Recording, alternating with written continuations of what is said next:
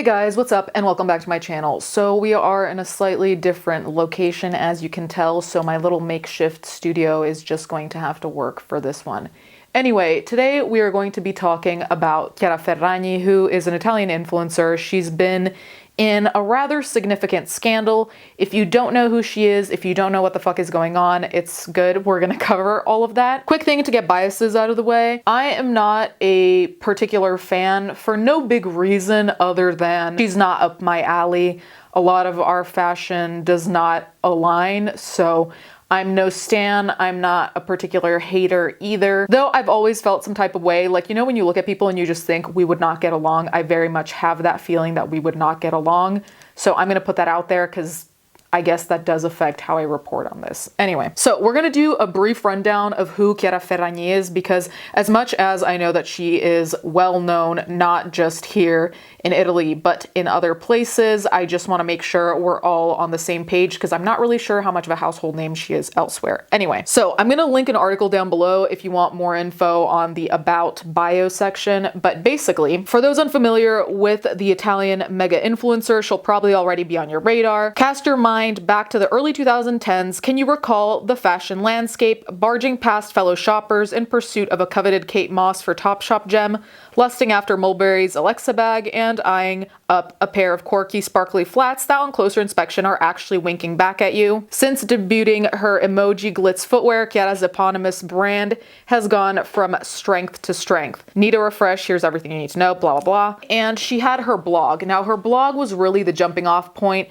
for us OG people who remember fashion blogs back in the early 2000s. She had one called The Blonde Salad. So that's where her career started. And in fact, a lot of people make the point that she was one of the first quote unquote influencers before influencing became a, proper job, quote unquote. And even now people still make fun of it. So she was one of the OGs in that way. She has her own brand. Like I said, I'm gonna put a picture here with the logo because a lot of you might recognize it. So another important aspect in terms of the bio of Chiara Ferragni is that she married Fedez, who here is a famous musician. So power couple to some people, I guess. That is basically all you need to know in terms of the rundown, but also in terms of power and power dynamics. Anyway, moving towards the scandal. Chiara Ferragni's Pandoro scandal stirs up a £1 million fine. Here's why it matters. Charity charm or social media scandal? Our digital editor weighs in. I'm gonna skip a couple of paragraphs because they're not all super necessary. Now she's in the spotlight for clearly not great reasons, aka the scandal that's going on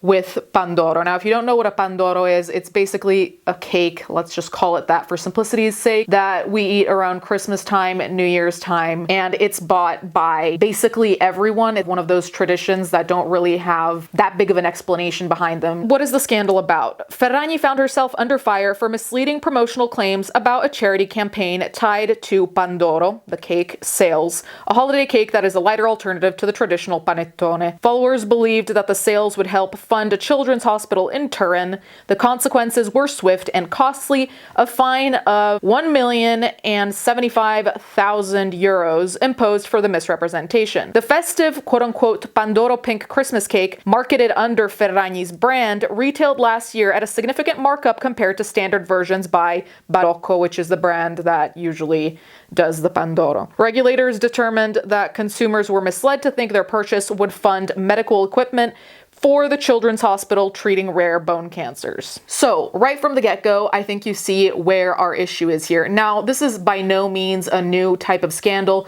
We've seen it time and time again where celebrities have claimed that they are working with a charity and then shit goes wrong. What went wrong here, in my opinion, was a lack of due diligence, because a lot of the times what we see with these charity scandals is that the influencers get swindled as well, right? There have been a few times where the influencers were not the bad guys, surprisingly, but rather they kind of were conned as well. In this particular case, it's a misrepresentation, which is more complicated because it's not just like someone is taking your money and running away with it, but it's like they're taking your money, saying that it is kind of gonna go in a direction, and it is going in that direction, but not as clearly as you thought. Anyway, that's my understanding of it. I'm not going to argue what the intentions were because truly I don't know. What I will say is that if you have an empire that's worth millions, I'm assuming at this point, along with sono sposati con Fedez? Grazie. Along with a husband who has a lot of money, you guys do have the resources to do your due diligence without you having to do it. You could get lawyers to look at the contract. You could get lawyers to look at exactly what you're going to say on social media, how you're marketing this, how you're representing it. You could have hired every single expert for every part of this, from legal to marketing to PR, all of that, but you didn't. For me, that's where this falls short, because had this been an influencer with 5,000 followers and this isn't their full-time job and whatever else, there's more I can let slide because you do not have the resources to really contact anyone apart from yourself, as opposed to someone who has millions of followers, is married to a celebrity who also has millions of followers, crazy amounts of money. You know, like, I'm having a hard time finding the excuse here. And it's also a question of, if you want to be taken seriously, you can't just say, oh, oopsie, you know, I fucked up, oops. Like, you have millions of people following you. This is supposed to go to a rare form of bone cancer in children. Isn't this the time when you'd really want to make sure to not fuck up around Christmas and the holidays, no less? I'm gonna go off. Moving on. Sono troppo cattiva, secondo te? Her response, this is buckle the fuck up. In response, Ferragni has put forth an explanation citing a quote-unquote communication error and has announced a donation of €1 million to the Regina Margherita Hospital. Unfortunately, you can make a mistake. I regret having done it, and I realize that I could have been more vigilant. My mistake remains, but I want to ensure that something constructive and positive arises from this mistake. In an emotional message to her audience, Chiara Ferragni admitted to unintentionally conflating business initiative with a philanthropic effort. She plans to contest the decision and the hefty fine levied by Italy's AGCM watchdog, which she believes is excessive and unfair. So credit where credit's due. She is donating this massive amount of money, which I have questions about, because it's like, first of all, you can technically write this off in your taxes, can't you? If it's like in the States, you can. So, okay, let's just put that aside. This is also obviously damage control. The real question for me is this damage control because of the public perspective, or is this you actually realizing, hey, I really fucked up? Like, is it genuine? You know what I mean? Is it coming from you because you actually want to make this right? Which I think we all know I'm too cynical to believe that's the case. I really don't think that she's awake at night because she's like, oh my God, I'm not a good person.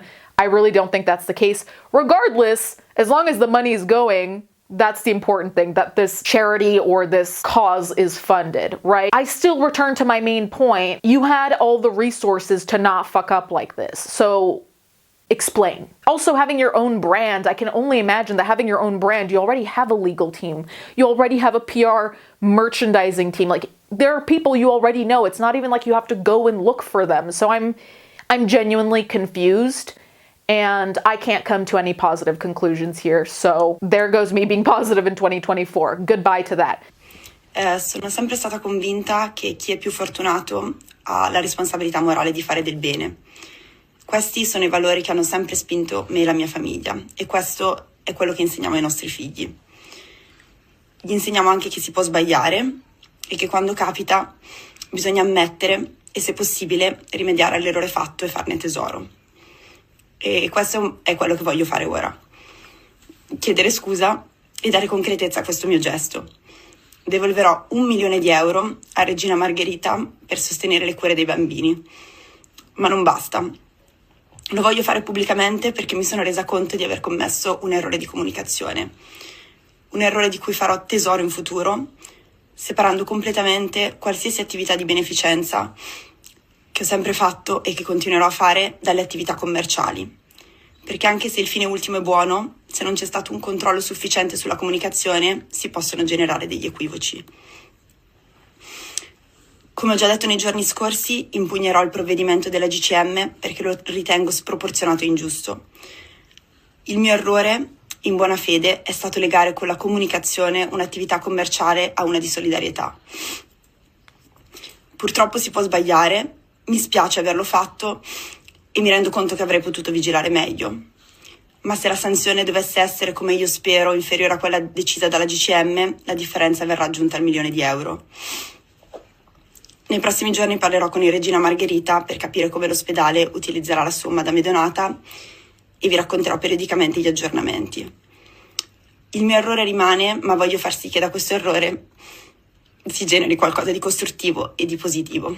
Grazie mille. The message where she apologizes, people did not respond particularly well. I first looked at it a couple days ago, and when I saw the comments, I could put them here, but they're in Italian, so there's not really a big point. Most people were not particularly receptive as far as I saw. Now, things might have changed. There were people saying she was deleting comments. I don't know about all of that. Considering, again, all the points I've made, most people aren't going to be super chill about it. Most people are also probably going to be a lot less chill about it. When it's Christmas, a lot of people are struggling. There's all this inflation going on. People are stressed with finances.